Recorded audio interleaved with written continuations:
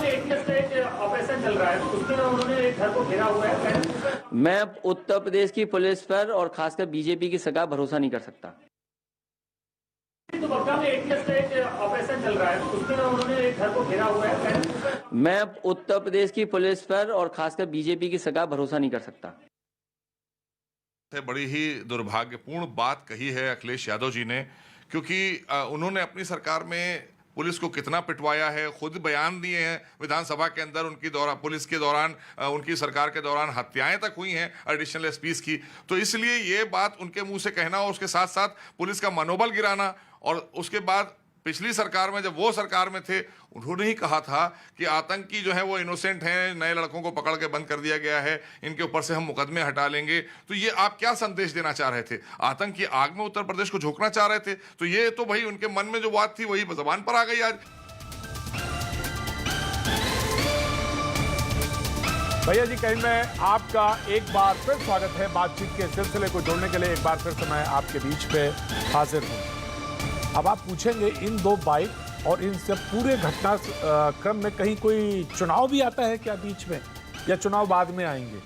चुनाव तो बाद में आएंगे, लेकिन हुजूर आता है, चुनाव आता है। और चुनाव क्या एक एंगल और भी है, और वो ये है, राशिद अल्वी साहब की बाइट है मेरे पास। और राशिद अल्वी साहब यानी कांग्रेस वरिष्ठ नेता, वो ये कहते हैं जब जब चुनाव नजदीक आता है तब तब ऐसी घटनाएं हो जाती हैं, और ये ऐसी घटनाएं रची जाती हैं। इसका इशारा उनकी तरफ इस तरफ है। मैं बाइट की तरफ आऊंगा, लेकिन अब करता यूं हूं कि पहले मेहमान जो हैं हमारे, उनसे मैं आपका तारुफ करा देता हूं। आप मुझसे पूछेंगे कि परेशानियों का क्या सबब है, परेशानियों का क्या हाल है। तो अभी चर्चा उस पर गर्म नहीं है, नौकरियों पर, दामों पर, महंगाइयों पर, उस पर कोई चर्चा गर्म नहीं है। चर्चा अभी यही है। तो जो चर्चा है मैं उसकी तरफ मुखातिब होता हूं, और जो मेरे मेहमान हैं उनसे मैं आपका तारुफ कराता हूं। प्रेम शुक्ला जी बीजेपी का पक्ष रखने के लिए हमारे साथ मौजूद है, बहुत बहुत शुक्रिया प्रेम शुक्ला जी। आचार्य प्रमोद कृष्ण कुछ देर बाद हमारे साथ होंगे, बहुत बहुत शुक्रिया। और डॉक्टर एच.एम. खान साहब बीएसपी का पक्ष रखने के लिए कुछ देर बाद होंगे, thank you so much. Shehzad Poonawalla हमारे साथ दिख रहे हैं, राजनीतिक विशेषज्ञ, बहुत बहुत शुक्रिया शहजाद हमारे साथ जुड़ने के लिए, thank you so much. Shadab Chauhan Meerut से हमारे साथ मुखातिब हैं, पीस पार्टी के नेता हैं और प्रवक्ता हैं, बहुत बहुत शुक्रिया, थैंक यू सो मच। और मैं सबसे पहले ये इस बात के लिए शादाब आपके पास आना चाहता हूँ। जनाब, ये मैं जानना चाहता हूँ कि चुनाव से इसका क्यों संबंध है, और चुनाव से क्या, अगर आतंकवादी हैं और आतंकवादी पकड़े गए दो, और उसके बाद एक ऑपरेशन के जरिए पकड़े गए, और उसका जो मोडस ऑपरेंडी है, डू इट योरसेल्फ मॉड्यूल पे, यानी खुद अपने आप के हिसाब से पैसे भी खर्च करके सब काम कर रहे हैं, तो और वो साजिश है, तो इसमें इतनी सारी बातें क्यों आखिर? सबसे पहले 40 सेकंड शादाब चौहान आपका। जी प्रतीक जी, हमारी पार्टी का बहुत ही क्लियर एंड क्रिस्टल स्टैंड है कि हम लोग हर प्रकार के आतंकवाद के खिलाफ हैं, चाहे आतंकवाद साध्वी प्रज्ञा के फॉर्म में हो, नथुराम गोडसे की फॉर्म में, या अजमल कसाब की फॉर्म में हो, हम सबके खिलाफ हैं। सवाल ये पैदा होता है जो टेरर मॉड्यूल बता करके नौजवानों को पकड़ा गया है, ये यूएपीए गया है। मैं ऐसे 50 एग्जाम्पल बता सकता हूं जहां पर 15-15, 20-20 साल बाद नौजवानों को, पढ़े लिखे मुस्लिम नौजवानों को उठाया जाता है और 20 साल बाद कोर्ट उनको बरी करता है। तो हम लोग ये मांग करते हैं इस तरह के केसेस में एक परफेक्ट टाइम तय होना चाहिए कि 6 महीने या 1 साल के अंदर ये क्लैरिफाई हो, और जो एजेंसीज हैं उनको इस तरह की अनुमति नहीं होनी चाहिए। तीसरी चीज, लखनऊ टेरर मॉड्यूल मामले में नसीरुद्दीन जो हैं, उनकी बीवी ने बताया कि मेरे घर में एक प्रेशर कुकर था जिसमें मैं खाना बनाती थी, वो अब तक रिक्शा चलाता था, बेचारा घर बना रहा था। तो जो दोनों लोगों पर जो इल्जाम है वो सरासर चुनाव से संबंधित प्रतीत होता है। एक शेर किसी ने कहा, क्या सरहदों पर तनाव है, पता करो क्या चुनाव है। तो मैं ये कह रहा हूं कि अब मुल्क में तनाव है, जरा पता करो क्या उत्तर प्रदेश में चुनाव है। यूपी पुलिस पर के एसएसपी ने कहा बीजेपी को लेकर कि बम लेकर आए थे बीजेपी के लोग, तो ध्यान भटकाने के लिए यह हो सकता है किया गया हो। निष्पक्ष जांच और न्याय शांति के हम पक्षधर हैं। सवाल यह पैदा होता है, जो एसएसपी साहब ने आरोप लगाए बीजेपी के लोगों पर बम के, वो बम कहां से आए थे, कौन लोग बम तैयार कर रहे थे, क्या उन बीजेपी के लोगों की बम की तहकीक की जाएगी, जांच की जाएगी। तीसरी चीज यह है कि चाहे ध्रुव सक्सेना हो या कोई भी आतंकवादी हो, हम आतंकवाद के खिलाफ थे, हैं और रहेंगे, लेकिन शुक्रिया। आतंकवादियों को टिकट देती है भारतीय जनता पार्टी। शुक्रिया शादाब, आपका ओपनिंग रिमार्क मुझे मिला। मैं प्रेम शुक्ला जी आपके पास आता हूं, मुखातिब होता हूं, लेकिन शहजाद पूनावाला हमारे साथ, माफ करिएगा, शहजाद पूनावाला हमारे साथ मौजूद हैं। 40 सेकंड शहजाद आपके, if you want to respond तो आप रिस्पॉन्ड कर सकते हैं, अपनी बात करना चाहें तो वो कह सकते हैं। शहजाद पूनावाला। प्रतीक जी, वैसे तो आतंकवाद का धर्म नहीं होता और हम हर तरह के आतंकवाद के खिलाफ है, पर ये जो पर की राजनीति है ना, आज उसका पर्दाफाश हुआ है। ये वही लोग हैं जो साध्वी प्रज्ञा को बिना कन्विक्शन के आतंकवादी घोषित कर देते हैं, हिंदू टेरर के बारे में अफवाह उड़ाकर उसको सब जगह प्रचलित कर देते हैं, पर जब इंडियन मुजाहिदीन हो या अल कायदा के आज ऑपरेटिव्स पकड़े गए हैं तो कहते हैं ये एग्जिस्ट ही नहीं करता। बाटला हाउस के लिए इनके आंसू निकल आते हैं, आरएसएस की साजिश मानते हैं 26/11 को। ये तो अच्छा है तुकाराम ओमले जी ने पकड़ लिया था कसाब को, वरना तो ये हिंदू आतंक में ही इसको जोड़ देते। आज सवाल मेरा केवल इतना है कि अखिलेश यादव कहते हैं कि मुझे यूपी की पुलिस पर भरोसा नहीं। ये वही अखिलेश यादव और मायावती है जो आज भी बतौर पूर्व मुख्यमंत्री इनकी सुरक्षा लेते हैं। वैसे तो अखिलेश यादव को वैक्सीन पर भी भरोसा नहीं था, वैसे तो अखिलेश यादव को यह भी भरोसा नहीं था कि पुलवामा का जो हमला हुआ वो पाकिस्तान ने किया था, भारत ने नहीं किया था। राम गोपाल यादव के बयान आज भी मौजूद है। वैसे तो अखिलेश यादव को यह भी भरोसा नहीं था कि भारत ने सर्जिकल स्ट्राइक की थी। वैसे तो अखिलेश यादव को यह भी भरोसा नहीं था कि बालाकोट पर हमने मुंह तोड़ जवाब दिया था आतंकियों को। तो भरोसा किस पर है अखिलेश यादव जी को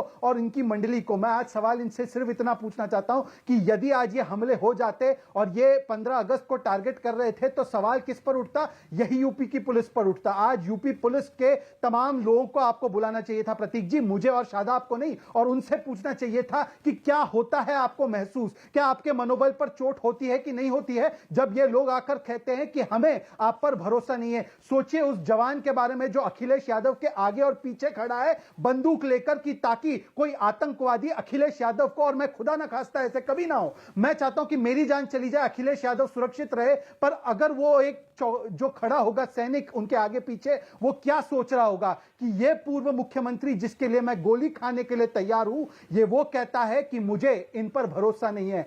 आतंक के सामने वोट बैंक की राजनीति और इस तरीके से शहजाद, है, होती है, तो सवाल यह होता है कि राष्ट्र नीति पर राजनीति करने वाले लोग क्यों हैं? राइट शहजाद, आपकी बात ली। प्रेम शुक्ला जी, मैं एक वेट करना पड़ेगा आपको, फ्यू सेकंड्स ओनली, मैं माफी के साथ कह रहा हूं। शादाब रिस्पॉन्ड करना चाहते हैं, मेहमान जोड़ने का बस इंतजार कर रहा हूं। प्रेम शुक्ला जी, शादाब।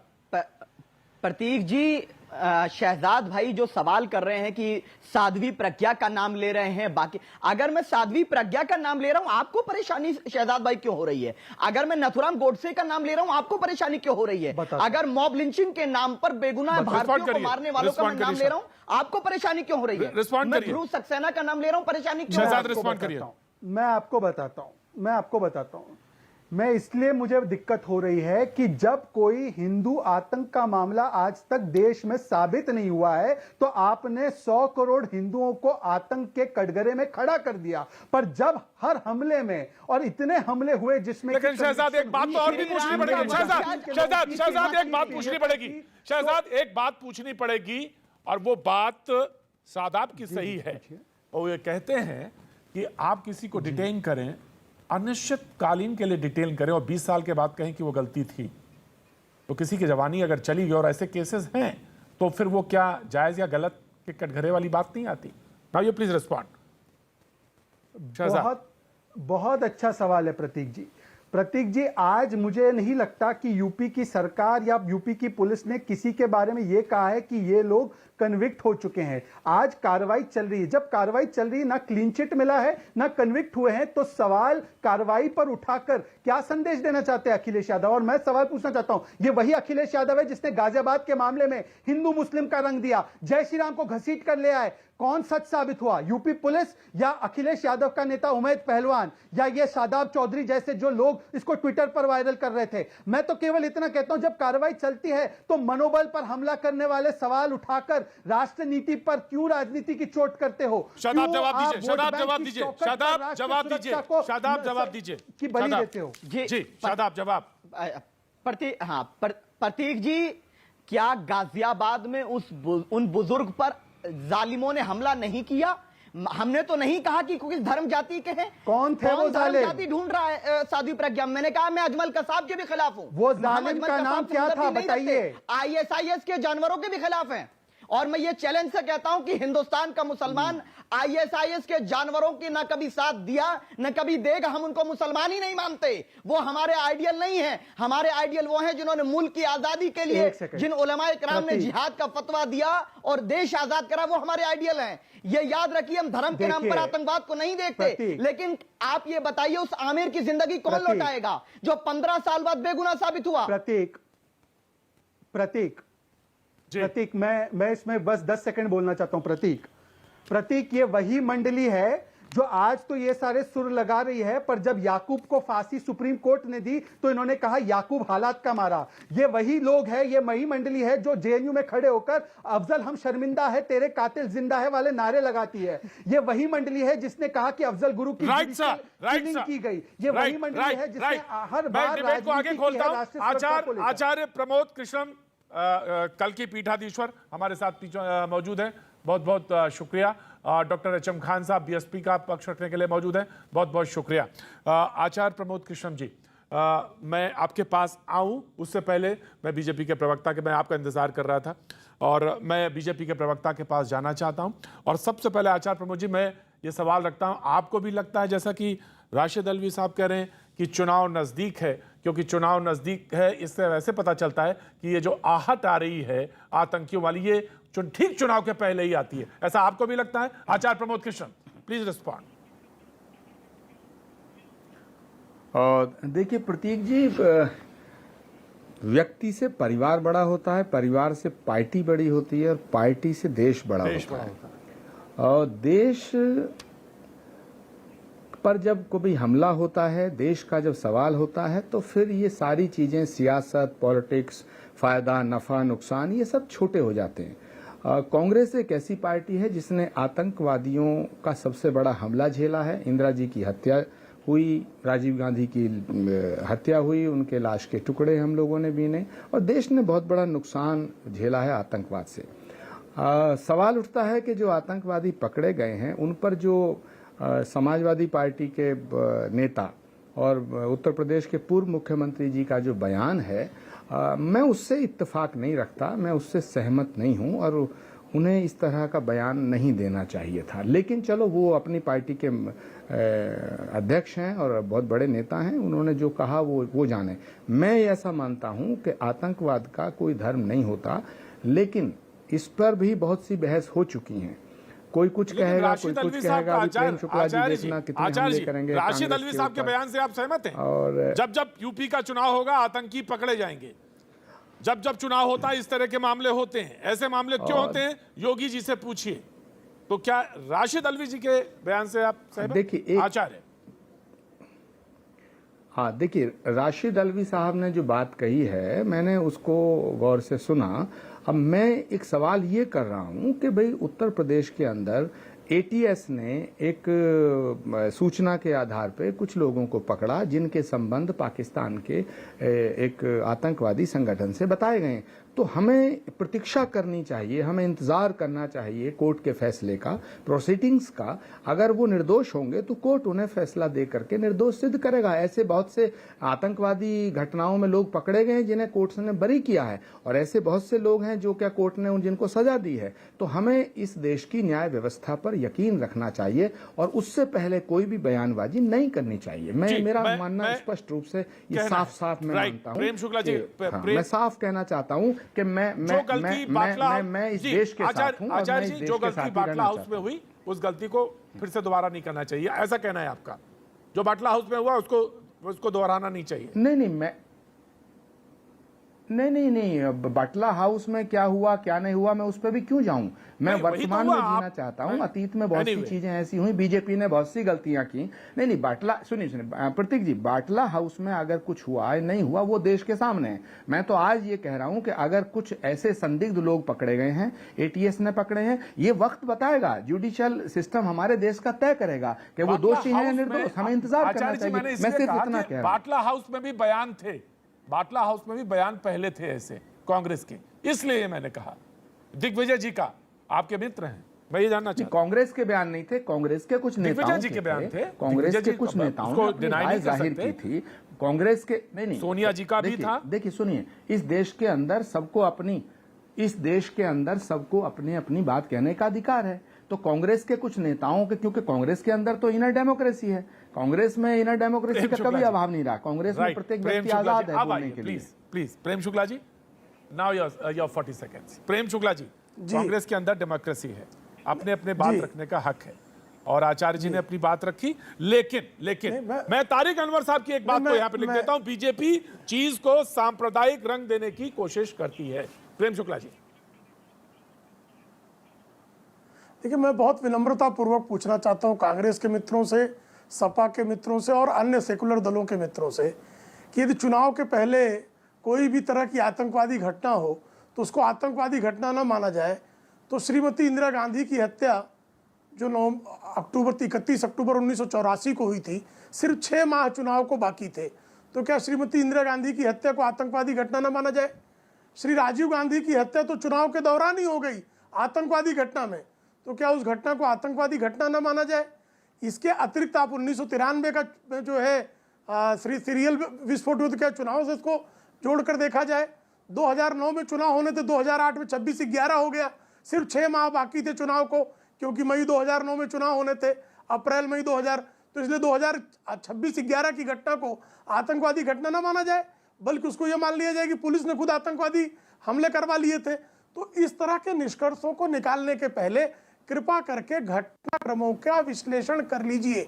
आतंकवादी घटनाएं इस देश में 1980 से लेकर 2019 तक लगातार होती रही हैं, और उन आतंकवादी घटनाओं को आप कृपा करके किसी पर्व से, किसी चुनाव से न जोड़िए।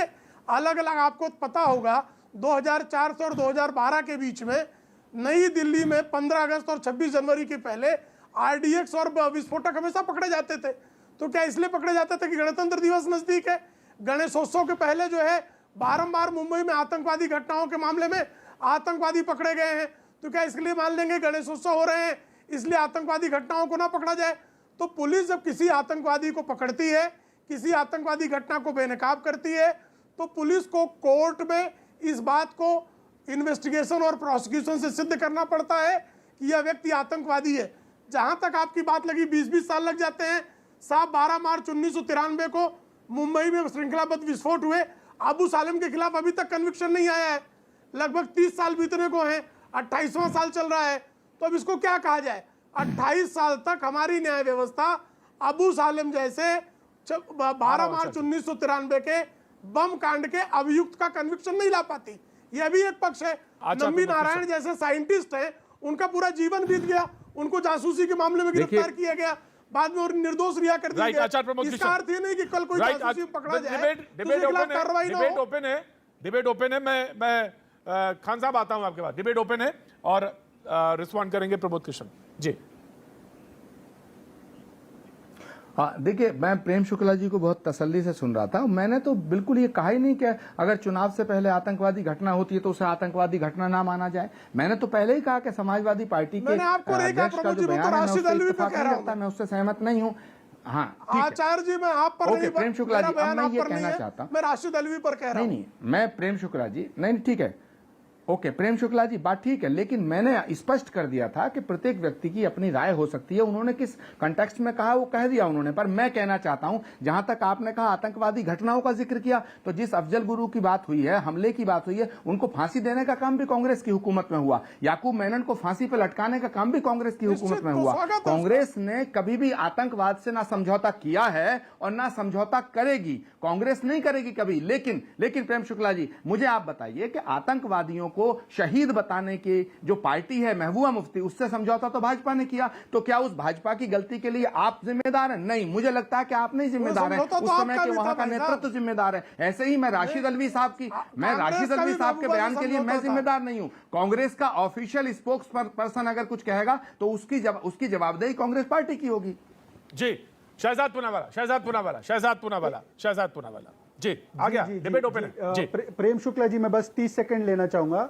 हाँ देखिए, आचार्य जी बिल्कुल सही कह रहे हैं, पर आचार्य जी मुझे ये बताएं, जब Randeep Surjewala official spokes person of Congress party जब कहते हैं पुलवामा में so called home grown terrorist ने हमला किया था, तो सुरजेवाला ऑफिशियल है या नहीं है? जब बाटला हाउस के विषय में यह कहा जाता है सलमान खुर्शीद लॉ मिनिस्टर द्वारा कि सोनिया गांधी फूट फूट कर रोई थी, मोहन चंद शर्मा के लिए नहीं, बाटला के आतंकियों के लिए, क्या यह ऑफिशियल स्टेटमेंट था या नहीं? जब राहुल गांधी सर्जिकल स्ट्राइक पर सवाल उठाते हुए कहते ये खून की दलाली है, ये ऑफिशियल स्टेटमेंट था या नहीं? जब राशिद अलवी और शकील अहमद कहते हैं इंडियन मुजाहिदीन एग्जिस्ट ही नहीं करता, ये ऑफिशियल स्टेटमेंट था या नहीं? मैं बिल्कुल मानता हूं लोकतंत्र होना चाहिए, पर लोकतंत्र का मतलब ये नहीं कि पाकिस्तान का एजेंडा और यहां पर तुष्टीकरण के वायरस के चलते ऐसे बयानात दिए जाए जिसमें मोदी विरोध करते करते आप देश विरोध में उतर आओ। मैं चाहता हूं कि कभी तो कभी ये सुरजेवाला जी और ये बाकी के लोग आचार्य प्रमोद जी से ही एक बार चर्चा करके इन बातों को रखा करे, कम से कम देश की संत की बात सुनेंगे और ये आतंकवादी और पाकिस्तानी की जो स्क्रिप्ट आती है उसको छोड़ेंगे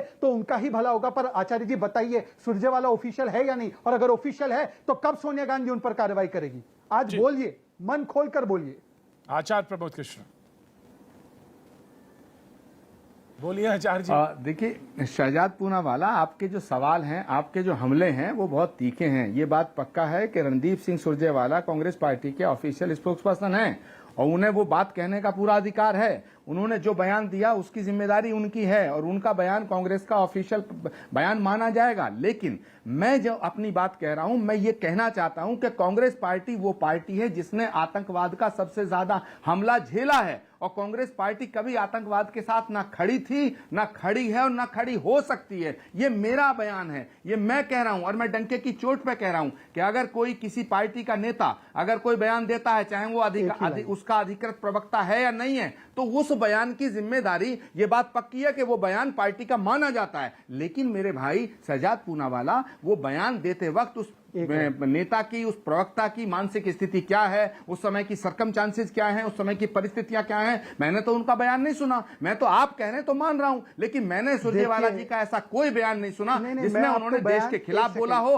आतंकवाद के पक्ष में बोला हो या किसी आतंकवादी का समर्थन किया हो। काटना चाहता आचार्य जी का अगर हो जाए तो मैं बात रखना चाहता हूं 10 सेकंड। सुरजेवाला जी का अगर आपके पास कोई ऐसा बयान हो जिसमें उन्होंने आतंकवाद का समर्थन किया हो, प्रतीक जी मैं बोल सकता हूं 10 सेकंड केवल किया हो, सुरजेवाला जी की बात चलाइए, मैं तब उस पर बात करूंगा। अभी मैं आपके कहने पर कैसे मान लूं? जी प्रतीक जी, क्योंकि मैं बीच में मैं ये टोका टाकी वाली डिबेट नहीं चाहता, मैं अपनी बात रखना चाहता हूं। बहुत अच्छी डिबेट हो रही है, कोई नहीं बोल रहा बीच में, सारे लोग धर्म का पालन कर रहे हैं। जी हाँ जी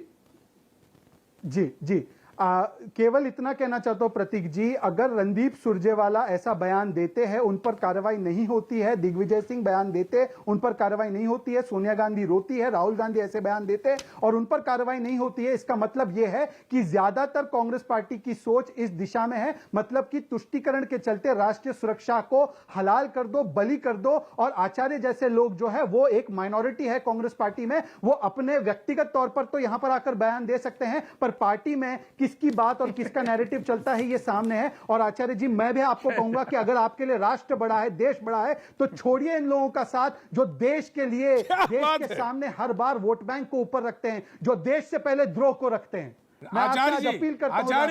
आचार्य जी ये तो बिल्कुल वैसे ही हुआ कि महाभारत का युद्ध एकदम सजा हुआ है, अंत में पूछा जाता है कौन किसकी तरफ जाना चाहता है। आप ज्यादा बेहतर जानते हैं। एक व्यक्ति जो है निकलता है कौरव से, वो पांडव की तरफ चला जाता है, एक व्यक्ति। तो बिल्कुल शहजाद पूनावाला ने वैसा ही सवाल आपसे कहा है एकदम। जी जवाब देंगे? देखिए, एक तो शहजाद पूनावाला किसी पार्टी के अधिकृत प्रवक्ता नहीं है क्योंकि वो इस पे बहुत बोल रहे थे। दूसरी बात, मुझे आमंत्रण देने से पहले ये तो सोचो कि मैं कांग्रेस पार्टी का जो समर्थक हूं। क्यों हूं? इसलिए हूं क्योंकि मैंने इस धरती पर इंदिरा गांधी की छाती से टपकता हुआ लहू गिरते देखा है। मैंने राजीव गांधी की लाश के टुकड़े देखे हैं। मैंने देखा है कि कांग्रेस पार्टी ने इस देश की आजादी से पहले और आजादी के बाद में ललित माकन को खोया, हितेश्वर शैकिया को खोया, बेअंत सिंह को खोया और राजीव गांधी को खोया, इंदिरा गांधी को खोया। कितनी कुर्बानियां कांग्रेस ने दी हैं। तो मैं उस कांग्रेस के साथ आज भी खड़ा हूं और हमेशा खड़ा रहूंगा जो देश के लिए कुर्बानी देती है और देती आई है। वेरी वेल रिप्लाइड है या शहजाद? जी एक लाइन जी राजीव गांधी के शरीर के टुकड़े देखते मैंने भी देखा है, पर मुझे दुख ये होता है आचार्य जी कि आज राजीव के टुकड़े जिसकी पार्टी ने देखे हैं वो टुकड़े टुकड़े गैंग के साथ जाकर खड़ा हो जाता है। और आचार्य जी को यह भी अधिकार नहीं है कि वो अपनी नेतृत्व से पूछे कि तुम क्यों रोई बाटला हाउस के लिए, क्यों तुम्हारे आंसू नहीं निकले मोहन चंद शर्मा के लिए। और आचार्य जी, मैं किसी पार्टी में आपको दावत नहीं देता हूं, मैं आज भी देश का प्रवक्ता हूं, इसीलिए देश के संत को कहता हूं कि छोड़िए उन देशद्रोहियों का साथ और आइए देश के साथ खड़े होइए। कब तक वोट बैंक के चक्कर में आप देशद्रोहियों के लिए बचाव करते रहेंगे। आज देश आपसे सवाल पूछ रहा है कि क्या सेना का मनोबल, पुलिस का मनोबल ऊपर या वोट बैंक की मजबूरियां ऊपर। शहजाद पूनावाला, पूरी डिबेट में बहुत ध्यान से सुनता हूं। आज डिबेट में सबसे खास बात यह है कि सब लोग चुप बैठे रहे और एक एक करके बोले, लेकिन आप शहजाद एक जगह लाइन क्रॉस कर गए और वहां पे टोकना एंकर की जिम्मेदारी है। आपने कहा कब तक आप जी देशद्रोहियों के साथ रहेंगे। ये जहां पे आप लाइन क्रॉस करते हैं वो मुझे भी ऑब्जेक्शन है, एंकर की जिम्मेदारी है कि उसको बताना, उसको आचार्य जी यू विल स्पीक, लेकिन मेरी भी जिम्मेदारी है। मैं बहुत ध्यान से सुनता हूं डिबेट और बहुत ध्यान से देखता हूं, और अगर कहां कोई लाइन क्रॉस करता है तो ये मेरी जिम्मेदारी बनती है नैतिक कि उसको बताया जाए। ऑफ कोर्स शहजाद, मैं आपके पास आता हूं, लेकिन आचार्य जी बोलना चाहते हैं।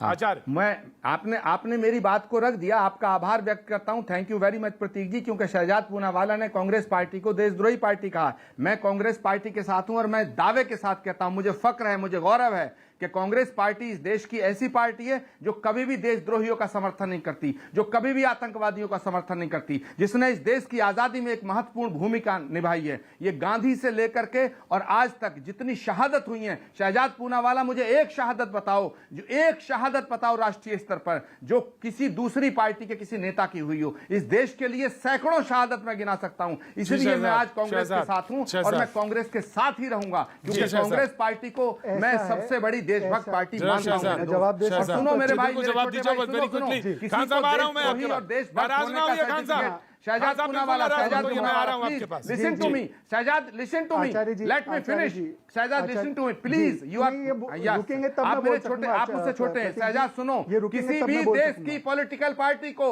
अपने स्वार्थ में, अपने फायदे और नुकसान के लिए देशद्रोही कहना ये बिल्कुल गुनाह है, पाप है। मैं इसका सख्त विरोध करता हूं। अपनी बात रख सकता हूं प्रतीक? बिल्कुल ठीक है प्रतीक, जिस पार्टी ने चाइना के साथ मिलकर करार किया गया हो, जिस पार्टी ने गलवान में हमारे भारतीय जवानों पे सवाल उठाए हो, जिस पार्टी ने सर्जिकल को सर्जिकल स्ट्राइक कहा हो, जिस पार्टी ने सेना के ऊपर यह आरोप लगाया हो कि वो खून की दलाली करती है, जिस पार्टी ने यह सवाल उठाए हो कि बालाकोट में एयर स्ट्राइक नहीं आपने चील कौवे मारे, जिस पार्टी ने यह कह दिया हो कि देखिए ये जो भारत की सेना है उसने चाइना को जमीन दे दी है, उनको दे दी है, भेंट कर दी है, तो उस पार्टी के लिए क्या आप लफ्ज इस्तेमाल करना चाहेंगे? जिस पार्टी ने यह कहा हो कि बाटला हाउस में मरने वाले जो थे वो मासूम थे और इसलिए मेरे आंसू निकल रहे थे, उस पार्टी के लिए क्या जवाब देना चाहेंगे? क्या उपाधि इस्तेमाल करना चाहेंगे? और आचार्य जी, मैं केवल आपसे इतना कहता हूं कि चलिए आपको अगर उनका साथ पसंद है तो साथ पसंद है, पर उनसे कहिए कम से कम रणदीप सुरजेवाला पर, राशिद अलवी पर, ऐसे लोगों पर क्या कार्रवाई करेंगे, कम से कम ये तो बताइए। कम से कम अपने प्रमाण मैं खान साहब के पास जाना चाहता हूं। बोलने का और शहादत तो इस देश में करोड़ों लोगों ने दी है। राइट सर, मैं खान साहब के पास आना चाहता हूं। 10 सेकंड दे दीजिएगा प्रतीक जी, 10 second, only 10 second, 10 second, only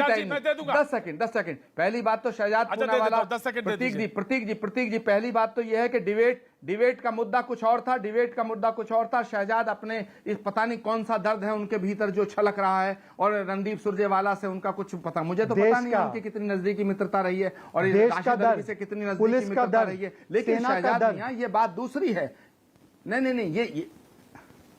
नहीं, सेना का दर्द शहजाद नहीं, आचार्य त्यागी के दिल में भी होगा। त्यागी जी, मैं ऐसा नहीं मानता कि बात ये है, त्यागी जी बात ये है कि भारतीय मुसलमान मैं जरूर हूं, पर मैं अपने देश को ऊपर रखता हूं, और आप हिंदू एक साधु संत है, पर आप देश को नहीं, आपकी वोट बैंक की मजबूरियों को आगे रखते हैं। आचार्य त्यागी, ये आपकी दिक्कत है। एक शहजाद पूनावाला चाहे भारतीय मुसलमान और मियां क्यों ना हो, पर उसके लिए देश हित ज्यादा जरूरी है, राष्ट्रहित ज्यादा जरूरी है, और राष्ट्रहित के ऊपर कौम का हित नहीं होता। आपके लिए वोट बैंक की मजबूरियां ज्यादा जरूरी है। इसीलिए आचार्य का टैग लगाने के बाद भी त्यागी जी, दिक्कत की बात है कि आप देश को नहीं, अपनी पार्टी और अपने परिवार के हित को आगे रख रहे हैं।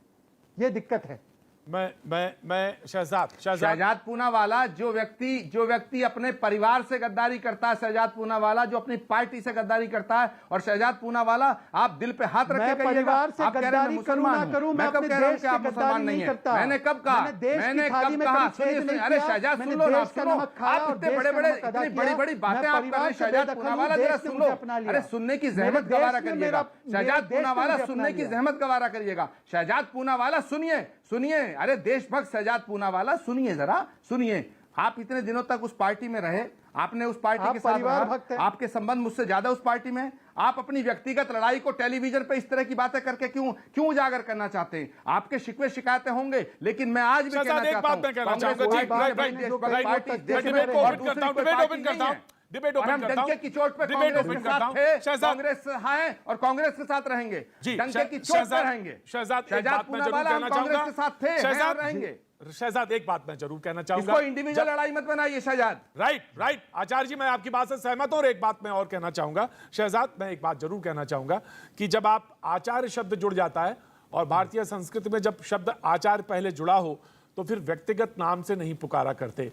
ये प्रेम शुक्ला जी भी जानते हैं। तो फिर ये योगी आदित्यनाथ को अजय बिष्ट क्यों कहते हैं? बिल्कुल गलत है, बिल्कुल गलत है, बिल्कुल गलत है। सवाल ये बिल्कुल गलत है। प्रतीक आप जी बेकार की पैमाने वाहियात बात करते हैं शहजाद पूनावाला। परिवार ने आप बेदखल बेकार किया, बात पर करते मैंने हैं। अपने मैंने देश की कभी योगी वफादारी आदित्यनाथ निभाई। जी मुझे को परिवार की कोई चिंता नहीं, मैं देश के लिए आप बेकार वफादार की बात हूं। करते और ये हैं। लोग परिवार की और भक्ति मैं इस करते बात रहे, पर- इनको देश की सुनिए, चिंता नहीं है। सुनिए, शहजाद सुनिए। पूनावाला देश प्रतीक के लिए है, त्रिवेदी, परिवार के लिए कोई मायने नहीं प्रतीक रखता। त्रिवेदी, मैं इस शहजाद पूनावाला की इस नाफरमानी पर मैं प्रेम शुक्ला जी की टिप्पणी चाहता हूं। मैंने आज तक योगी आदित्यनाथ जी को अजय बिष्ट नहीं कहा, और शहजाद पूनावाला ने जिस तरह से बात की है, किसने मैं कहा चाहता हूं अजय कि प्रेम शुक्ला बिष्ट? ये अजय बिष्ट का शब्द जो है कांग्रेस पार्टी इस्तेमाल करती है, सुष्मिता देव ने इस्तेमाल किया है, कांग्रेस पार्टी के वरिष्ठतम नेताओं ने इस्तेमाल किया है। भूल गए क्या आचार्य जी? या इससे भी पल्ला छुड़ाएंगे? मैं क्लैरिफाई कर देता हूं। प्रेम शुक्ला जी, बड़ी प्रेम शुक्ला जी आएंगे, अभी तो प्रेम शुक्ला जी आएंगे।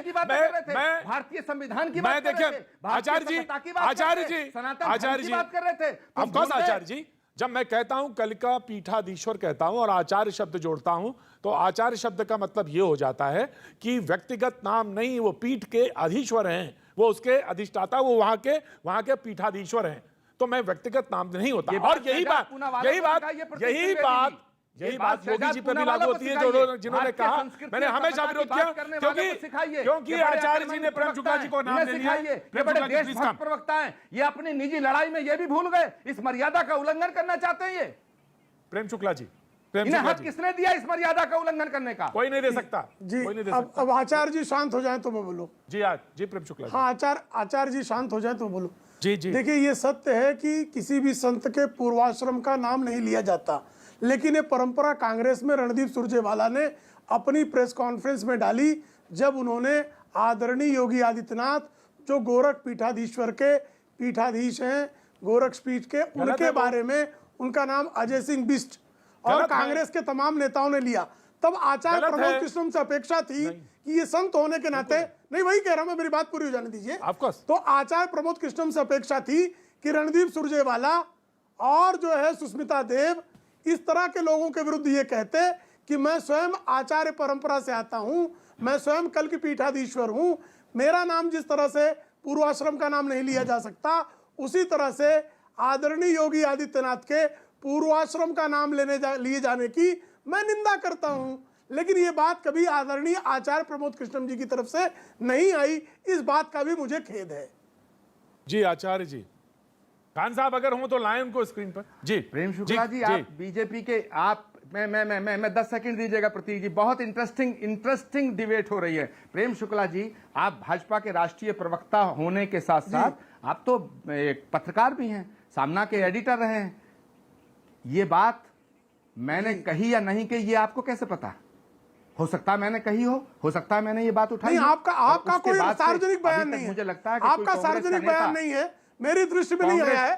अगर आज आप कह रहे हो तो मैं स्वीकार लेता हूं। प्रेम शुक्ला जी, चलिए ठीक है, ओके, चलिए प्रेम शुक्ला जी, चलिए ठीक है। आप कांग्रेस का अगर किसी नेता ने किसी संत के ऊपर उंगली उठाई, तो क्या आपके सामने कोई कल की पीठाधीश्वर को इस तरह की बात करेगा, उसका खंडन आप नहीं करेंगे? क्या आपकी मर्यादा इसका अनुमति देती है कि शहजाद पूनावाला तत्काल कहा पूर्वाश्रम, मैंने तत्काल कहा, और आप मेरी पहली लाइन वही है, स्वीकृति प्रदान करें? मेरी पहली पंक्ति वही है मेरी पहली पंक्ति वही है कि पूर्व आश्रम का नाम नहीं लिया जाना योगी चाहिए। आपने आदित्यनाथ मेरी जी बात के नहीं विषय सुनी। में नहीं, योगी पूर्व आदित्यनाथ आश्रम जी का के नाम विषय नहीं में लिया सुनिए। जाना चाहिए। प्रेम शुक्ला जी, ठीक है, ये आई मेरा एग्री विद यू। दोनों ओके, के संदर्भ मैं में। आभार व्यक्त करता हूं, मैं धन्यवाद किसी भी अदा करता हूं संत का आपका, पूर्व- मैं धन्यवाद, पूर्व ओके, मैं आश्रम का धन्यवाद नाम- अदा करता हूं। मेरी लेकिन पहली पंक्ति यही है। यहाँ से मेरी मैं पहली ऑर्डर- पंक्ति यही प्रेम है। शुक्ला जी और कल की पीठाधीश्वर आचार्य जी, मैं तो यहाँ पे, मैं तो एक पीठ पे बैठा हूं ना, जिस पीठ पे मैं बैठा हूं वहां से ऑर्डर तो मैं ही दे सकता हूं, इस समय तो मैं ही दे सकता हूं, यहाँ का वाइस चांसलर तो मैं ही हूं। और वो ये कि आचार्य का, ये बात सही है आचार्य जी की, और प्रेम शुक्ला जी जो आपने पहला वाक्य बोला था वो सच है कि नहीं, जो परंपराएं हैं, जो संस्कृति की परंपराएं हैं, उसके मुताबिक नहीं लिया जा सकता पूर्व का नाम, और ये बात बिल्कुल सही है आचार्य जी। वक्त एक छोटे से ब्रेक के बाद जब लौटेंगे तो कोशिश करेंगे एचएम खान साहब को मना के लाएं। खान साहब नाराज हो गए, बीएसपी के नेता हैं, हमारे जिले के हैं, कोशिश करेंगे, मना लूंगा मैं। वक्त एक छोटे से ब्रेक के बाद फिर आता हूं।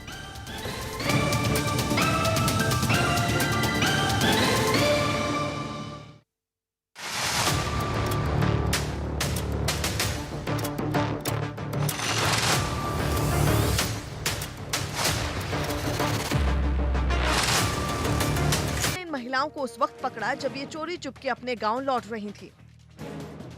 यूपी के आगरा में एक गोदाम में आग लगने से कुछ देर के लिए अफरा तफरी मच गई। बताया गया कि शॉर्ट सर्किट से लगी ये आग कुछ ही देर में पूरे गोदाम में फैल गई, जिसकी जानकारी मिलते ही दमकल कर्मी वहां पहुंचे और करीब 1 घंटे की मेहनत के बाद आग को बुझा दिया। हिमाचल प्रदेश के सिरमौर में भारी बारिश ने लोगों की परेशानी काफी बढ़ा दी। बारिश का पानी लोगों के घरों में घुस गया, जबकि कई एकड़ में लगी फसल बर्बाद हो गई। भारी नुकसान के बाद गांव वालों ने प्रशासन से मुआवजे की मांग की है। मध्य प्रदेश के सिवनी में कुएं में उतरे पिता पुत्र की जहरीली गैस का रिसाव होने से मौत हो गई। घटना के बाद गांव में मातम पसरा हुआ है। पुलिस ने मामला दर्ज कर जांच शुरू कर दी है। बिहार के बांका में पुलिस ने शराब तस्करी के आरोप में 3 लोगों को गिरफ्तार कर लिया। पुलिस ने आरोपियों से काफी मात्रा में शराब बरामद करने का भी दावा किया है। AIMIM नेता असदुद्दीन ओवैसी ने लोगों से कोरोना वैक्सीन लगवाने की अपील की। उन्होंने कहा कि कोरोना की रोकथाम के लिए वैक्सीन लगवाना जरूरी है। थर्ड वेव को अगर रोकना है तो वैक्सीनेशन करवाना जरूरी है। दिल्ली के शास्त्री पार्क इलाके में पुलिस की बदमाशों से मुठभेड़ हो गई। मुठभेड़ के बाद पुलिस ने 5 बदमाशों को गिरफ्तार कर लिया। इनमें एक डबल मर्डर का मास्टरमाइंड भी शामिल है। बिहार के रोहतास में आसमानी बिजली गिरने से 2 महिलाएं बुरी तरह घायल हो गईं। दोनों घायल महिलाओं को इलाज के लिए अस्पताल में भर्ती करवा दिया गया है। इटली ने यूरो कप का खिताब जीत लिया। रोमांचक मुकाबले में इटली ने पेनल्टी शूटआउट में इंग्लैंड को 3-2 से हरा दिया। यूपी के बरेली में खेत में बने गड्ढे में डूबने से 2 बच्चों की मौत हो गई। ये दोनों बच्चे एक ही परिवार के थे, जिसके बाद परिवार वालों का रो रो कर बुरा हाल हो गया। राजस्थान के धौलपुर में बिजली विभाग के कर्मचारियों पर हमला हो गया।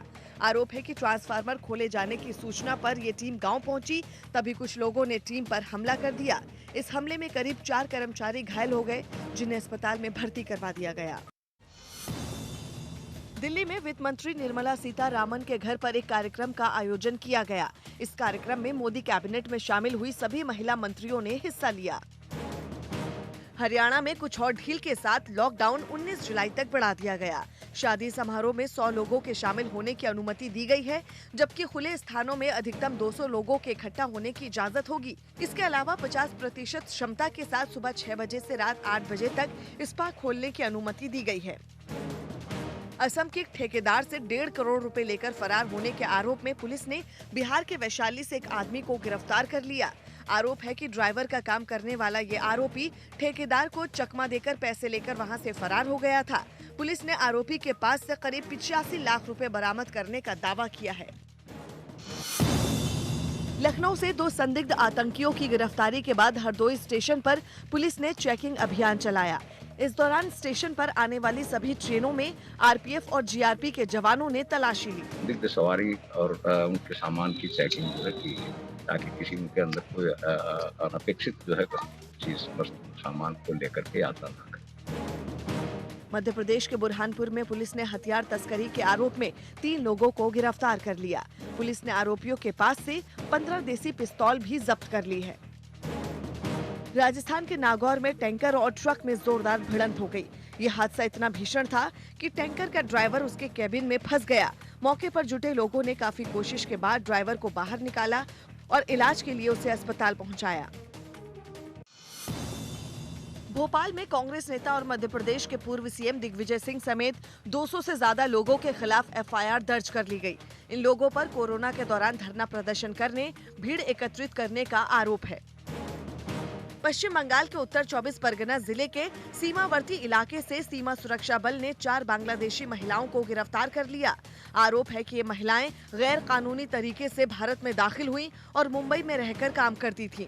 जवानों ने इन महिलाओं को उस वक्त पकड़ा जब ये चोरी चुपके अपने गांव लौट रही थी। यूपी के आगरा में एक गोदाम में आग लगने से कुछ देर के लिए अफरा तफरी मच गई। बताया गया कि शॉर्ट सर्किट से लगी ये आग कुछ ही देर में पूरे गोदाम में फैल गई, जिसकी जानकारी मिलते ही दमकल कर्मी वहां पहुंचे और करीब 1 घंटे की मेहनत के बाद आग को बुझा दिया। हिमाचल प्रदेश के सिरमौर में भारी बारिश ने लोगों की परेशानी काफी बढ़ा दी। बारिश का पानी लोगों के घरों में घुस गया, जबकि कई एकड़ में लगी फसल बर्बाद हो गई। भारी नुकसान के बाद गांव वालों ने प्रशासन से मुआवजे की मांग की है। मध्य प्रदेश के सिवनी में कुएं में उतरे पिता पुत्र की जहरीली गैस का रिसाव होने से मौत हो गई। घटना के बाद गांव में मातम पसरा हुआ है। पुलिस ने मामला दर्ज कर जांच शुरू कर दी है। बिहार के बांका में पुलिस ने शराब तस्करी के आरोप में 3 लोगों को गिरफ्तार कर लिया। पुलिस ने आरोपियों से काफी मात्रा में शराब बरामद करने का भी दावा किया है। AIMIM नेता असदुद्दीन ओवैसी ने लोगों से कोरोना वैक्सीन लगवाने की अपील की। उन्होंने कहा कि कोरोना की रोकथाम के लिए वैक्सीन लगवाना जरूरी है। थर्ड वेव को अगर रोकना है तो वैक्सीनेशन करवाना जरूरी है। दिल्ली के शास्त्री पार्क इलाके में पुलिस की बदमाशों से मुठभेड़ हो गई।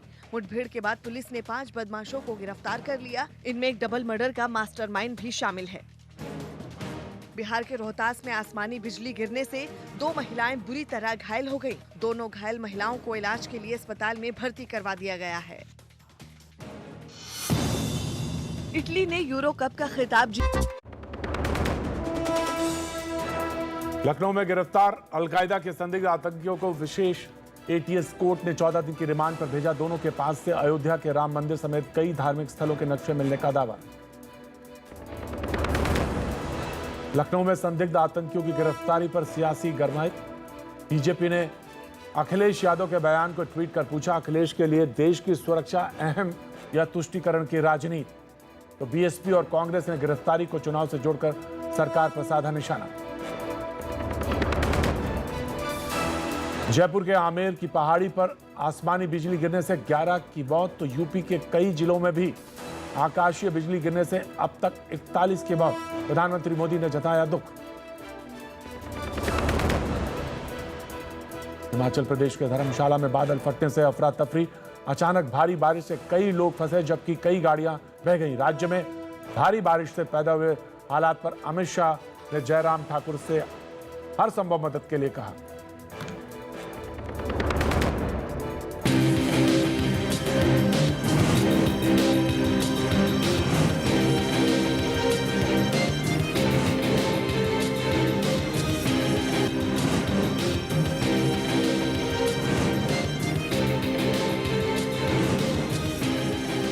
के बाद हरदोई स्टेशन पर पुलिस ने चेकिंग अभियान चलाया।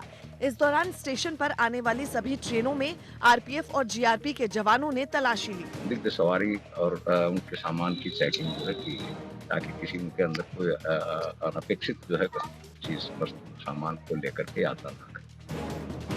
मध्य प्रदेश के बुरहानपुर में पुलिस ने हथियार तस्करी के आरोप में 3 लोगों को गिरफ्तार कर लिया।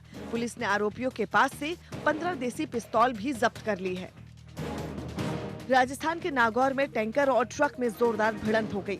ये हादसा इतना भीषण था कि टैंकर का ड्राइवर उसके केबिन में फंस गया। मौके पर जुटे लोगों ने काफी कोशिश के बाद ड्राइवर को बाहर निकाला और इलाज के लिए उसे अस्पताल पहुंचाया।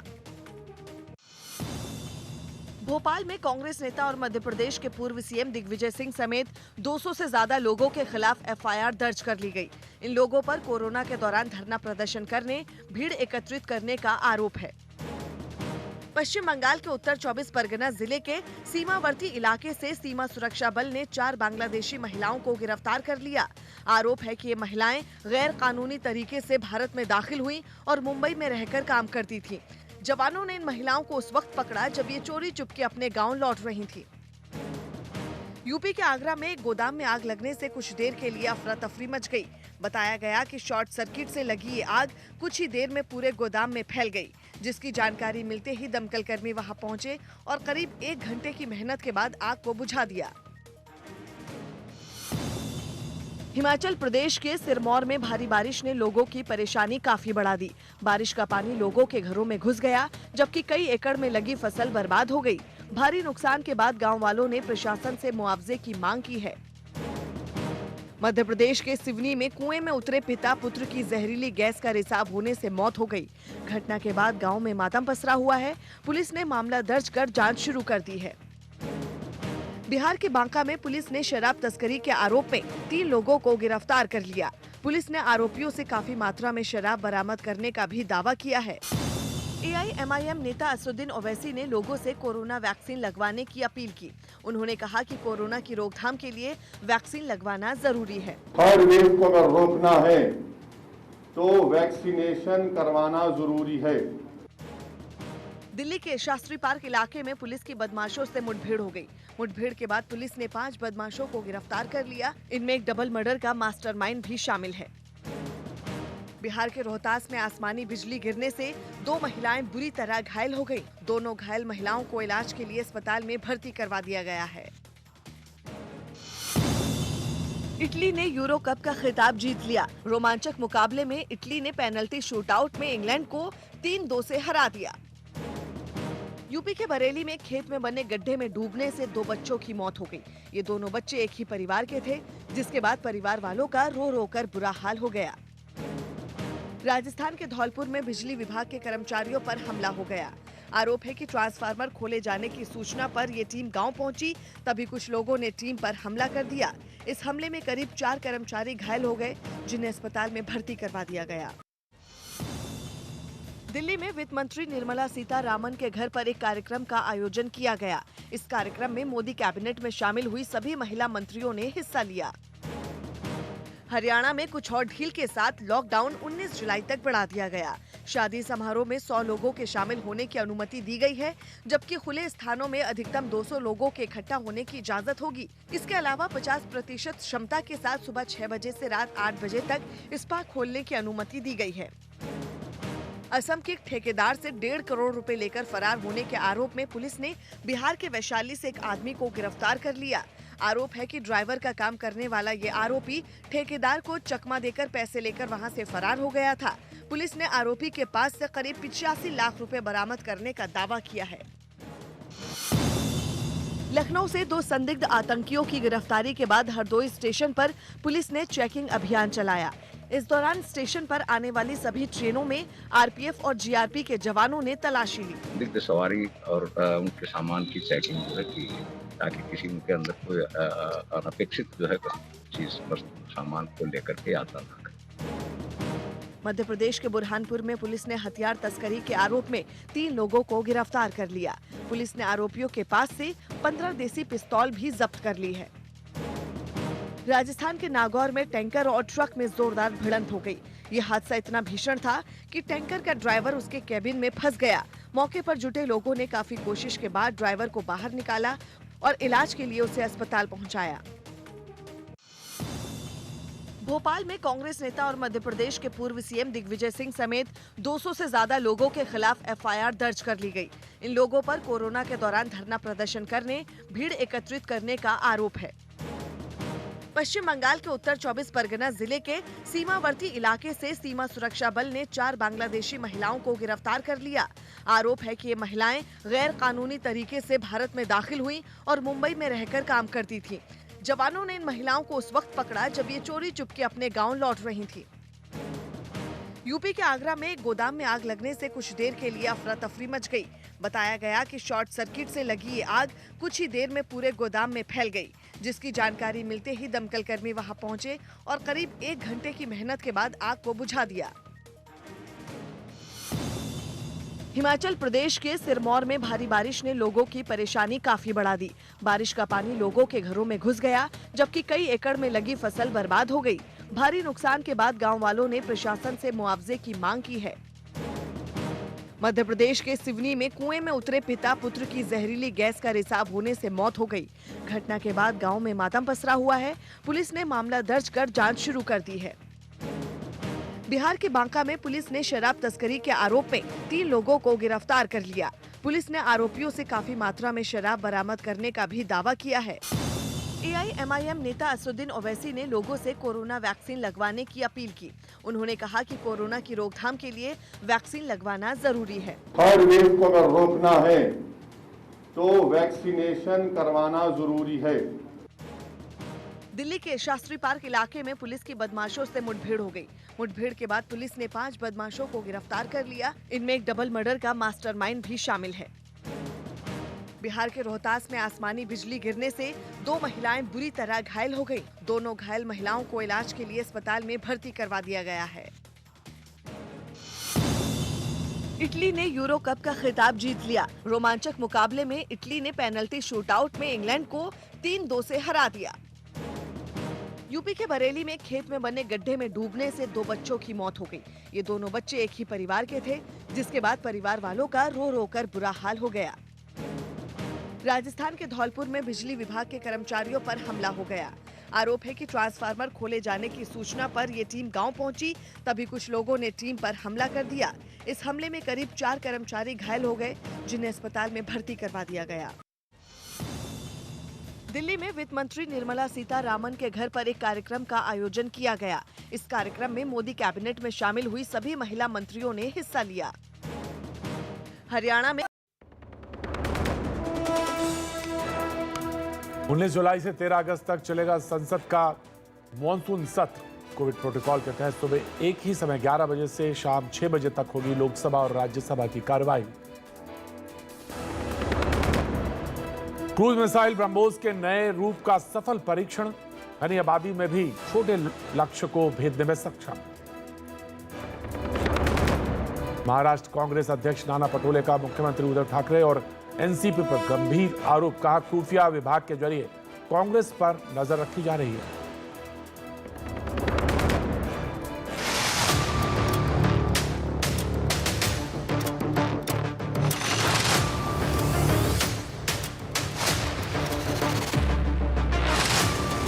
सवारी और उनके सामान की चेकिंग जो है की, ताकि किसी उनके अंदर कोई अनपेक्षित जो है चीज सामान को लेकर के यात्रा न करे। मध्य प्रदेश के बुरहानपुर में पुलिस ने हथियार तस्करी के आरोप में 3 लोगों को गिरफ्तार कर लिया। पुलिस ने आरोपियों के पास से 15 देसी पिस्तौल भी जब्त कर ली है। राजस्थान के नागौर में टैंकर और ट्रक में जोरदार भिड़ंत हो गई। ये हादसा इतना भीषण था कि टैंकर का ड्राइवर उसके केबिन में फंस गया। मौके पर जुटे लोगों ने काफी कोशिश के बाद ड्राइवर को बाहर निकाला और इलाज के लिए उसे अस्पताल पहुंचाया। भोपाल में कांग्रेस नेता और मध्य प्रदेश के पूर्व सीएम दिग्विजय सिंह समेत 200 से ज्यादा लोगों के खिलाफ एफआईआर दर्ज कर ली गई।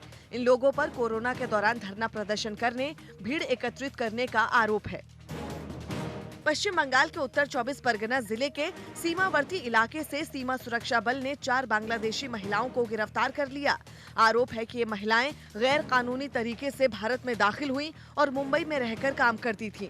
जवानों ने इन महिलाओं को उस वक्त पकड़ा जब ये चोरी चुपके अपने गांव लौट रही थीं। यूपी के आगरा में एक गोदाम में आग लगने से कुछ देर के लिए अफरा तफरी मच गई। बताया गया कि शॉर्ट सर्किट से लगी ये आग कुछ ही देर में पूरे गोदाम में फैल गई, जिसकी जानकारी मिलते ही दमकल कर्मी वहां पहुंचे और करीब 1 घंटे की मेहनत के बाद आग को बुझा दिया। हिमाचल प्रदेश के सिरमौर में भारी बारिश ने लोगों की परेशानी काफी बढ़ा दी। बारिश का पानी लोगों के घरों में घुस गया, जबकि कई एकड़ में लगी फसल बर्बाद हो गई।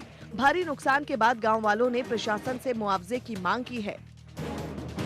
मध्य प्रदेश के सिवनी में कुएं में उतरे पिता पुत्र की जहरीली गैस का रिसाव होने से मौत हो गई। घटना के बाद गांव में मातम पसरा हुआ है। पुलिस ने मामला दर्ज कर जांच शुरू कर दी है। बिहार के बांका में पुलिस ने शराब तस्करी के आरोप में 3 लोगों को गिरफ्तार कर लिया। पुलिस ने आरोपियों से काफी मात्रा में शराब बरामद करने का भी दावा किया है। AIMIM नेता असदुद्दीन ओवैसी ने लोगों से कोरोना वैक्सीन लगवाने की अपील की। उन्होंने कहा कि कोरोना की रोकथाम के लिए वैक्सीन लगवाना जरूरी है। थर्ड वेव को अगर रोकना है तो वैक्सीनेशन करवाना जरूरी है। दिल्ली के शास्त्री पार्क इलाके में पुलिस की बदमाशों से मुठभेड़ हो गई। मुठभेड़ के बाद पुलिस ने 5 बदमाशों को गिरफ्तार कर लिया। इनमें एक डबल मर्डर का मास्टरमाइंड भी शामिल है। बिहार के रोहतास में आसमानी बिजली गिरने से 2 महिलाएं बुरी तरह घायल हो गईं। दोनों घायल महिलाओं को इलाज के लिए अस्पताल में भर्ती करवा दिया गया है। इटली ने यूरो कप का खिताब जीत लिया। रोमांचक मुकाबले में इटली ने पेनल्टी शूटआउट में इंग्लैंड को 3-2 से हरा दिया। यूपी के बरेली में खेत में बने गड्ढे में डूबने से 2 बच्चों की मौत हो गई। ये दोनों बच्चे एक ही परिवार के थे, जिसके बाद परिवार वालों का रो रो कर बुरा हाल हो गया। राजस्थान के धौलपुर में बिजली विभाग के कर्मचारियों पर हमला हो गया। आरोप है कि ट्रांसफार्मर खोले जाने की सूचना पर ये टीम गांव पहुंची, तभी कुछ लोगों ने टीम पर हमला कर दिया। इस हमले में करीब 4 कर्मचारी घायल हो गए, जिन्हें अस्पताल में भर्ती करवा दिया गया। दिल्ली में वित्त मंत्री निर्मला सीतारामन के घर पर एक कार्यक्रम का आयोजन किया गया। इस कार्यक्रम में मोदी कैबिनेट में शामिल हुई सभी महिला मंत्रियों ने हिस्सा लिया। हरियाणा में कुछ और ढील के साथ लॉकडाउन 19 जुलाई तक बढ़ा दिया गया। शादी समारोह में 100 लोगों के शामिल होने की अनुमति दी गई है, जबकि खुले स्थानों में अधिकतम 200 लोगों के इकट्ठा होने की इजाजत होगी। इसके अलावा 50% क्षमता के साथ सुबह 6 बजे से रात 8 बजे तक स्पा खोलने की अनुमति दी गई है। असम के एक ठेकेदार से 1.5 करोड़ रुपए लेकर फरार होने के आरोप में पुलिस ने बिहार के वैशाली से एक आदमी को गिरफ्तार कर लिया। आरोप है कि ड्राइवर का काम करने वाला ये आरोपी ठेकेदार को चकमा दे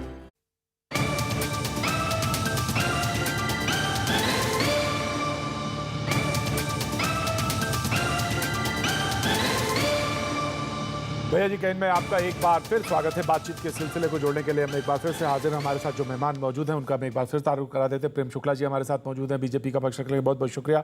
डॉक्टर HM खान साहब बीएसपी के नेता हमारे साथ मौजूद है, बहुत बहुत शुक्रिया। शहजाद पूनावाला राजनीतिक विश्लेषक हमारे साथ मौजूद है।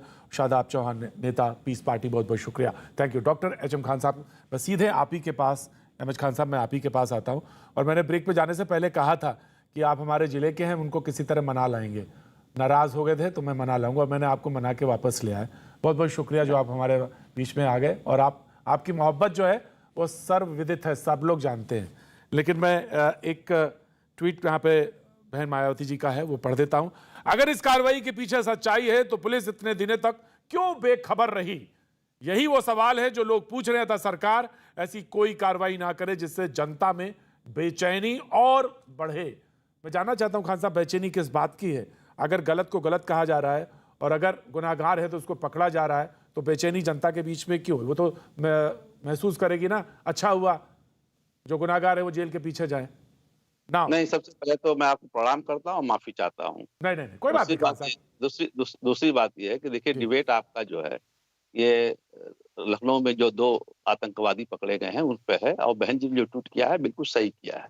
देखिए, आप 2 आतंकवादी कह देना तो अच्छा है, लेकिन अल-कायदा से जोड़ के कहना कि ये अल-कायदा का आतंकवादी है और ये इसके तार अफगानिस्तान और पाकिस्तान सारे लोगों से जुड़ा है, तो मैं ये पूछना चाहता हूं कि उत्तर प्रदेश में मुख्यमंत्री बैठते हैं, उत्तर प्रदेश में DGP बैठते हैं, उत्तर प्रदेश में पूरा मंत्रिमंडल बैठता है। ये अल-कायदा का एजेंट, इसकी 2 मंजिला इमारत खड़ी हो जाती है, 3 मकान इसके बन जाते हैं। इनके थाना जो क्षेत्र आता है उसमें इन्फॉर्मर होते हैं और उन्होंने एक गैरेज भी चला रखा था, गैरेज भी पकड़े गए हैं, गैरेज में भी ये काम हो रहा था, और उसके बाद इनके कोई इन्फॉर्मर इनको पकड़ नहीं सका, कोई बता नहीं सका। तो ये क्या है? मतलब कहने का मतलब क्या है? दूसरी बात है कि अभी ADG साहब कह रहे थे कि वो कुछ नक्शे मिले हैं, राम जन्मभूमि के मिले हैं, फला यही क्या नाम है, ATS कह रही है कि जब हमने पहले आतंकी को पकड़ा तो उसने सारे कागज जला दिए। कहां से कागज आ गए भाई?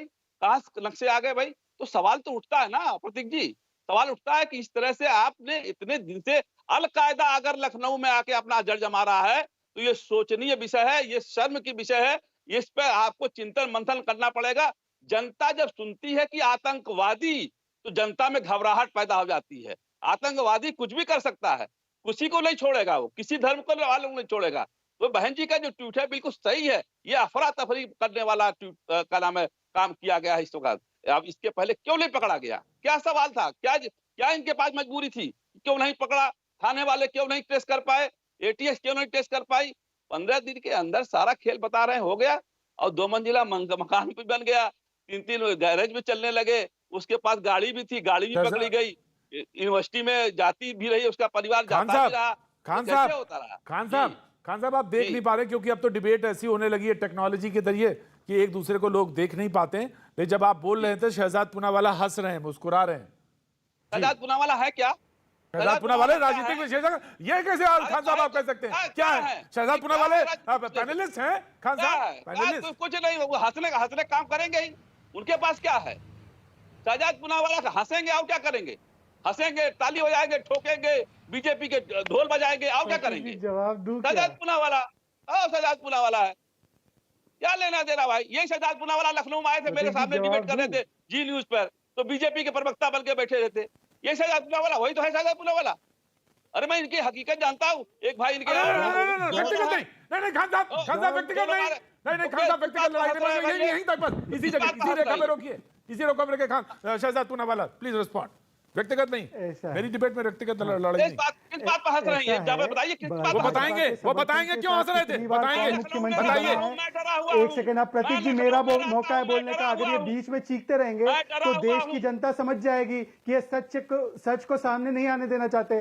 देखिए प्रतीक जी, भाजपा के समर्थन और बलबूते पर कौन कितनी बार मुख्यमंत्री बना और कौन किसका एजेंट बना ये बताने की जरूरत नहीं है। पर मैं सवाल ये पूछना चाहता हूं कि ये आतंकवादियों को छोड़ने वाला प्रॉमिस मैनिफेस्टो में डाला किसने था?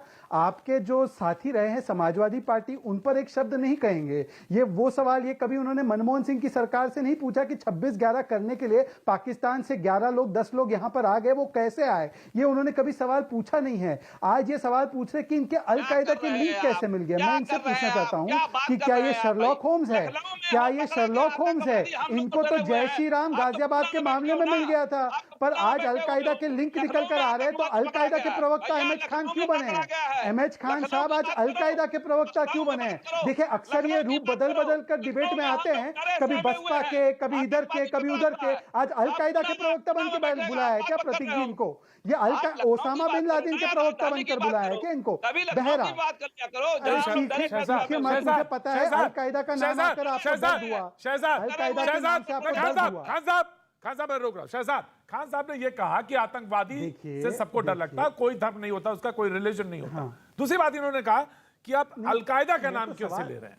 उन्होंने कहा जांच चल रही है, अभी तो प्रोसीडिंग्स में है, प्रोसीड कर रही है ना।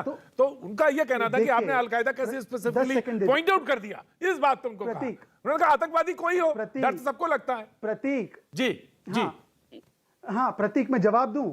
जी बिल्कुल प्रतीक, बाय द वे मैंने आपको मैसेज भी फॉरवर्ड किया है। 14 दिन की पुलिस रिमांड कोर्ट ने दी है। मतलब जो भी आरोप लगा रही है यूपी पुलिस, वो कहीं ना कहीं प्राइमा फेसाई सच साबित होते हैं। पर खान साहब को अलकायदा के नाम से दर्द क्यों हुआ? ये तो बसपा के प्रवक्ता है। अगर ये कहते प्रेम शुक्ला जी कि बसपा का लिंक है तो मैं समझ में आता है। अलकायदा के बचाव में क्यों आए हैं आज? मुझे समझ नहीं आ रहा कि अहमद खान बसपा के प्रवक्ता अलकायदा के बचाव में क्यों आ रहे हैं। ये समझ नहीं आ रहा। इसकी जांच होनी चाहिए कि बसपा के प्रवक्ता को अलकायदा के नाम आने से क्यों इतना दर्द हो रहा है। खान साहब ये क्या मजबूरी है आपकी? अब सुन समझ नहीं आ रहा मुझे। अब खान साहब को मौका दीजिए, खान साहब को मौका दीजिए। खान साहब क्लैरिफाई करिए। देखिए मैं कहना चाहता हूं शहजाद पूनावाला से कि मैं अलकायदा का समर्थक नहीं हूं, मैं आतंकियों का विरोधी हूं। लेकिन उत्तर प्रदेश की जनता अलकायदा का नाम आने के बाद डरी हुई है, सहमी हुई है कि उत्तर प्रदेश में अब अलकायदा आ गया। तो उनको छोड़ दे। अफगानिस्तान में था, जो उनको छोड़ दे। पाकिस्तान में था, तो मासूम बच्चे छोड़ दे उनको। ये कायदा अब लखनऊ में अलकायदा काम करेगा तो मासूम बच्चों की तरह छोड़ दे उनको। जब समाजवादी पार्टी ने मैनिफेस्टो में लिखा था कि हम आतंकियों को छोड़ देंगे, तब ये बसपा कहाँ थी? मैं आ रहा हूँ। जी जी Prem Shukla ji please respond. Prem Shukla ji please respond. जी राइट सर प्रेम शुक्ला जी। जी आदरणीय प्रतीक त्रिवेदी, बहुत अत्यंत मैंने किसी के बीच में कुछ टोका टाकी कोई नहीं बोलेगा, संयम से कोई नहीं बोलेगा। शांतचित्त होकर एक बात कहना चाहता हूँ। देखिए अभी सुश्री मायावती और आदरणीय अहमद खान जी का जो तर्क है, ये तर्क है कि अलकायदा के ये लोग, इनकी बिल्डिंगें कैसे थी, ये पहले क्यों नहीं पकड़ लिए गए, ये इमारतें कैसे बनाते रहे, कारोबार कैसे कहते रहे, आज क्यों पकड़ लिए गए। साहब टाइगर मेमन और याकूब मेमन 1993 के 12 मार्च 1993 के बमकांड के पहले वो मोहल्ला पीस कमेटी के सदस्य हुआ करते थे, चार्टर्ड अकाउंटेंट थे, और टाइगर मेमन के पासपोर्ट के लिए पूर्व पेट्रोलियम मंत्री मुरली देवड़ा ने रिकमेंडेशन लेटर लिखा था। नूरा इब्राहिम, दाऊद इब्राहिम का छोटा भाई, कांग्रेस का यूथ कांग्रेस का पदाधिकारी था। सैयद सलाउद्दीन कश्मीर में एमएलए हुआ करता था। तो जब वो एमएलए था उस काल में उसको गिरफ्तार किया जा सकता था क्या आतंकवाद के चार्ज में? टाइगर मेमन जब उसको पासपोर्ट मुरली देवड़ा उसके लिए रिकमेंडेशन कर रहे थे, जब उसके खिलाफ कोई केस नहीं था, तो क्या उसको गिरफ्तार किया जा सकता था क्या? याकूब मेमन जब चार्टर्ड अकाउंटेंट था और मोहल्ला पीस कमेटी का कांग्रेस की सरकार ने उसको सदस्य बनाया था शांति स्थापित करने के लिए, तो क्या उसको फिर गिरफ्तार नहीं किया जाना चाहिए था कि आपने पहले क्यों बनाया?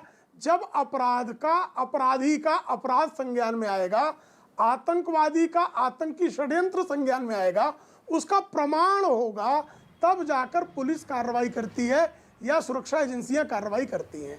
ऐसे में इस तरह के प्रश्न न केवल खान साहब 10 सेकंड में शादाब में आता हूं। खान साहब को 10 सेकंड चाहिए, खान साहब को 10 सेकंड चाहिए। जी खान साहब प्लीज क्लैरिफाई। मैं शुक्ला जी की बात का बिल्कुल बुरा नहीं मान रहा हूं।